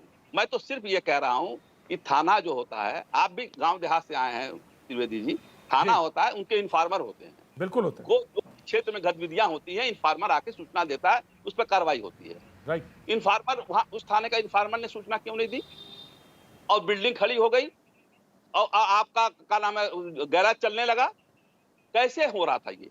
इसका मतलब जानबूझ के आपने 2022 का इलेक्शन आ रहा है, लाओ अब इनको पकड़ो, अब इनका लिंक जोड़ो, इनका ये करो। कागज जला दिया, कागज नक्शा कहां से आ गया भाई? कागज आप कह रहे हो कागज सब जला दिया। खान साहब का कहना है कि चुनाव है, खान साहब का कहना है चुनाव नजदीक आ गया, उससे ठीक पहले फोड़ा गया बम की तरह। उन्होंने कहा जी जी जी जी जी बिल्कुल शादाब, मैं आ रहा हूँ शादाब, आ रहा हूँ शहजाद, बिल्कुल 10 सेकंड जी जी शहजाद। यूपी की कोर्ट ने इनकी पुलिस रिमांड 14 दिन की दी है। क्या यूपी का कोर्ट भी चुनाव के लिए षड्यंत्र कर रहा है? सांप्रदायिक एंगल है यूपी के कोर्ट में भी। और ये जो तमाम बातें गिनवा रहे हैं तुष्टीकरण के चलते, क्या यूपी के कोर्ट ने क्या झूठे तौर पर उनको पुलिस रिमांड दिया है, या ये शर्लॉक होम्स है? ये शर्लॉक होम्स बन चुके हैं, अभी अल-कायदा के प्रवक्ता के बदले शर्लॉक होम्स बन गए। अभी तक बचा कैसे था वो? सवाल मेरा ये बचा कैसे? साध्वी प्रज्ञा आतंकवादी घोषित है, परंतु ये कोर्ट के द्वारा रिमांड में भेजे गए, तो इनके ऊपर जो चार्जेस लगे हैं उनकी गंभीरता को नहीं मानेंगे। ये इनका दिल धड़क रहा है अल-कायदा के लिए। शहजाद दरअसल कारण ये है, मैं बताता हूं, कारण ये है कि जब आपकी विपक्षी पार्टी ये कहती है कि मुझे तो पुलिस पर, कोर्ट पे नहीं, वो पुलिस पर ही भरोसा नहीं है, मुझे यूपी की पुलिस पर भरोसा नहीं है, तो जो आप सवाल पूछ रहे हैं वही नहीं, ये आपने नहीं कहा, ये आपने नहीं कहा, समाजवादी पार्टी ने कहा, और आज पैनल में नहीं है वो। जी जी कोर्ट ने किसकी जांच पर भरोसा करते हुए पुलिस रिमांड दी? अगर कुछ तथ्य नहीं होते, एक सेकंड खान साहब एक एक करके बोलते हैं ना, खान साहब एक एक करके बोलते हैं। अगर कोर्ट को पुलिस की जांच पर भरोसा नहीं होता, उनकी दृष्टि भी विकृत होती अखिलेश जी की तरह, तो वो भी छोड़ देती ना इन मासूमों को। पर इन मासूमों को पुलिस रिमांड दी है, इन मासूमों की पुलिस रिमांड मिली है, तो मतलब कोर्ट पुलिस पर भरोसा करती है। आपको भरोसा किस पर है? आपको भरोसा अल-कायदा पर है। मैं देखिए, आपको भरोसा अल-कायदा पर है। आप गलत बयानी कर रहे हैं, आप गलत बयानी कर रहे हैं। देखिए, तो कहिए हम स्वागत करते हैं आतंकवाद के प्रहार पर, हम स्वागत करते हैं, इतना बोलिए ना खान साहब। आप जैसे लोग अल-कायदा के साथी हो, आप कहिए कि आतंकवाद पर चोट करिए योगी जी, हम साथ में हैं। लोग अगर खून खराबा करते हैं तो इस्लाम से खारिज हैं वो। नहीं, मैं खान साहब मैं बिल्कुल, खान साहब मैं आपकी बात को तस्दीक करता हूं, आपकी बात को कहता हूं कि नहीं खान साहब, नहीं, बिल्कुल नहीं, आप बिल्कुल ठीक कह रहे हैं। आप बिल्कुल नहीं, उनको अल-कायदा से आपका क्या संबंध? बिल्कुल ही आप पॉलिटिकल पार्टी के प्रवक्ता हैं और यही बात रखी जानी चाहिए, और इसको बात दमदारी और ठोक के कहनी चाहिए। क्या आप पॉलिटिकल पार्टी के प्रवक्ता हैं, आप कहां से किसी आतंकवादी संगठन से आपका कोई संबंध? जी हाँ बिल्कुल, मैं आपकी बात कह दिया। शादाब चौहान बहुत देर से बैठे हुए थे, बहुत देर से हाथ उठा रहे। शादाब चौहान जी। प्रतीक जी, लखनऊ के इस केस के कंटेक्स्ट में मैं बात कहूंगा कि ये कुछ नया कुछ भी नहीं हुआ, कांग्रेस की सरकार रही हो या भाजपा की सरकार रही हो, नौजवानों को पकड़ा जाना और 20 साल बाद उनके बरी हो जाना, आमिर का केस, मुफ्ती साहब का केस, ऐसे बहुत से केस हैं। और दूसरी तरफ डीएसपी देवेंद्र सिंह, जिन पर आतंकवाद के आरोप में गिरफ्तार किया, लेकिन दिल्ली पुलिस ने उनके खिलाफ चार्जशीट ही फाइल नहीं की, उसके बाद वो रिहा हो गए। दूसरे केसेस में पहले ही दिन उनको और उनके पूरे वर्ग को आतंकवादी बता दिया जाता है। सवाल ये पैदा होता है कि एक कन्विक्शन पीरियड क्यों नहीं तय कर दिया जाता? कन्विक्शन पीरियड तय कर दिया जाए कि उस पीरियड के अंदर यह तय हो जाए कि ये अगर आरोपी है, वाकई आतंकवादी है, तो उस पर कार्रवाई होनी चाहिए। लेकिन जो उसके 20-20 साल उनके लाइफ के चले जाते हैं, उनका क्या होगा? अरे शहजाद भाई सुनिए, आपने तो किसी को ओसामा का प्रवक्ता बोल दिया। आप किसके प्रवक्ता हैं? आप आईएसआई के प्रवक्ता हैं। आपकी हरकतें वैसी किसी को ओसामा बिन लादेन बोल रहे हैं, कभी आचार्य को कुछ बोल रहे हैं। आप खाली अपनी पर्सनल लड़ाई को टीवी पर लड़ रहे हैं। आपके अंदर ओपन डिबेट करने की हिम्मत नहीं। आप व्यक्तिगत लड़ाई लड़ना चाहते हैं। एक सेकंड, व्यक्तिगत प्रतीक, मुझ पर क्योंकि सभी लोग व्यक्तिगत हमला करने में ज्यादा दिलचस्पी रखते हैं, मैं कुछ जवाब दे दूं। प्रतीक जी बोलिए। जी प्रतीक, मैं अगर हाँ प्रतीक जी, मैं सिर्फ इतना कह रहा हूं, ये कह रहे कन्विक्ट हो जाने देते, तो याकूब कन्विक्ट हुआ था, तब भी ये लोग कह रहे थे याकूब हालात का मारा, अफजल गुरु के लिए जेएनयू में खड़े हो गए थे ये लोग, तो कन्विक्शन के बाद भी कहां रुकते हैं? और मैंने अभी भी कहा, कोई सबूत है तो दीजिए अफजल के समर्थन में। क्यों धड़क रहा है? अगर कोर्ट ने इसको प्राइमा फेसाई माना है कि ये बात, आपका दिल क्यों धड़क रहा है साध्वी प्रज्ञा ठाकुर के लिए? आपका दिल गोडसे के लिए क्यों धड़क रहा है? आपका दिल आतंकियों के लिए क्यों धड़क रहा है? आपका दिल, आपका दिल क्यों धड़क रहा है मासूमों की हत्या करने वालों पर?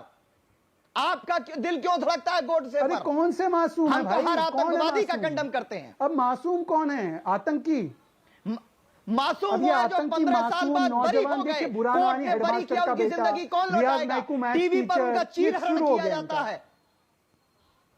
जी ये देखिए, ये क्या, ये देखिए शहजाद भाई, आंसू बहाने वाली मंडली आ चुकी है फिर से। चले गए मुझे तो लग रहा है बतौर राइट, मैं प्रेम जी, कौन सुनेगा? जब बाटला हाउस के लिए आंसू बहा रहे थे।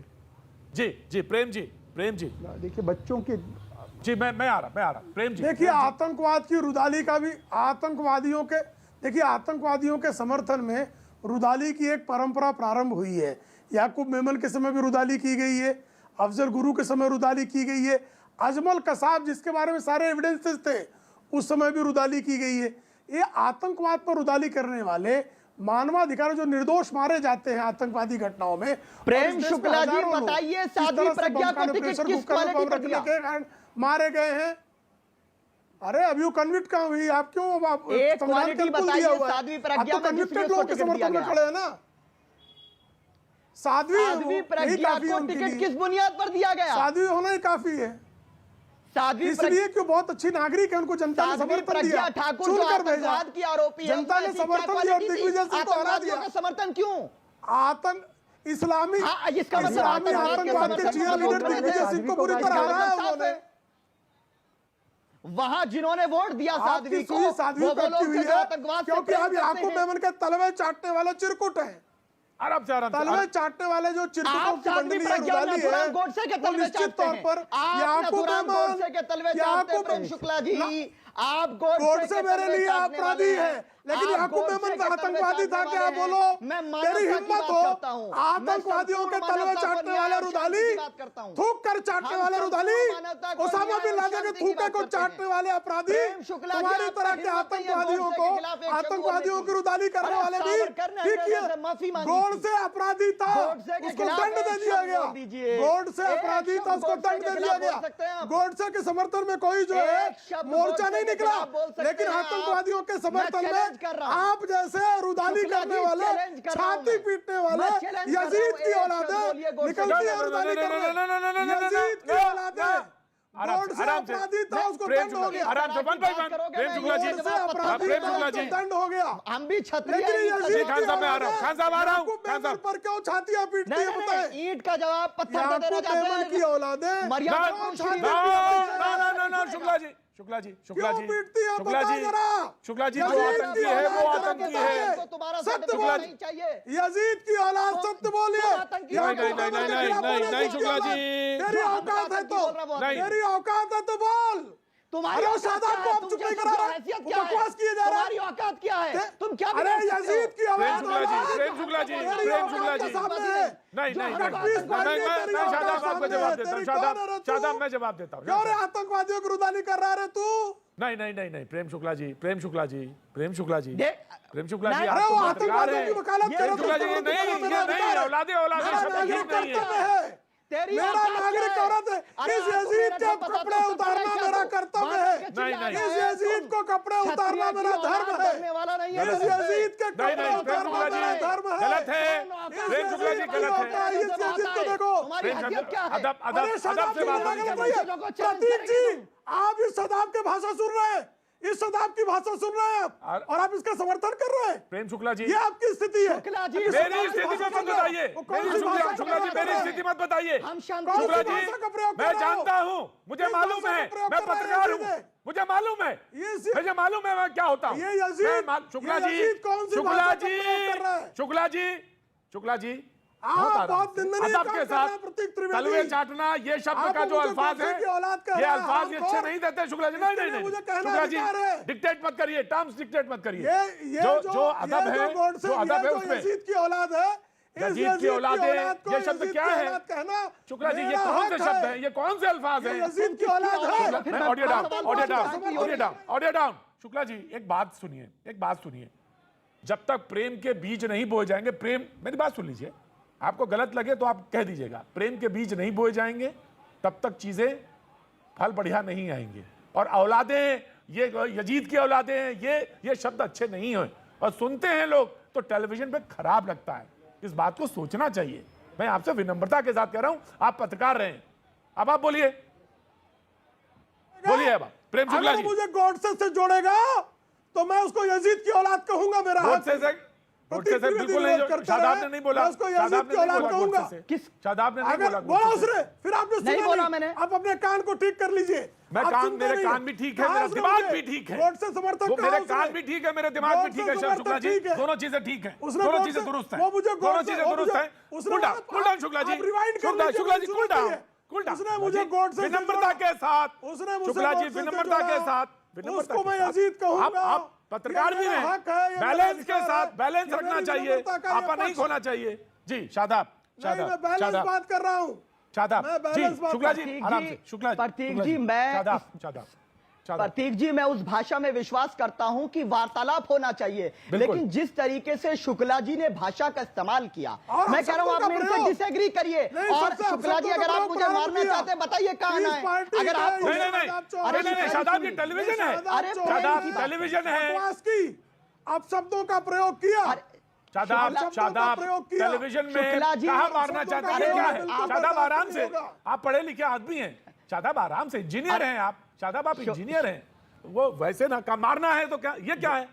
ये नहीं, ऐसा नहीं, बहुत बहुत बहुत विनम्रता के साथ मैं सबसे पैनल पे सबसे कहता हूँ, बैलेंस प्रतीक जी, मैंने शुक्ला जी रखिए, को सिर्फ जवान बार-बार ही कहा नहीं, कि मैं प्रेम और से जब बात तक कर दिमाग रहा दुरुस्त हूं। नहीं मैं होगा, प्रेम से जवान बात अच्छी कर नहीं रहा हूं। निकलेगी, वीर सावरकर का जब तक अपमान दिमाग किया नहीं बैठ दुरुस्त कर। होगा जवान अच्छी निकलेगी ही नहीं। और मैंने कहा कि अच्छे प्रेम के बीज ही बोने पड़ेंगे, तभी चीजें अच्छी होंगी। आज अभी बस सिर्फ इतना, और अब वक्त है जो जिसका आप इंतजार कर रहे थे। जी हाँ, अमिश देवगन जी के साथ, और देखेंगे योगी आदित्यनाथ जी का इंटरव्यू।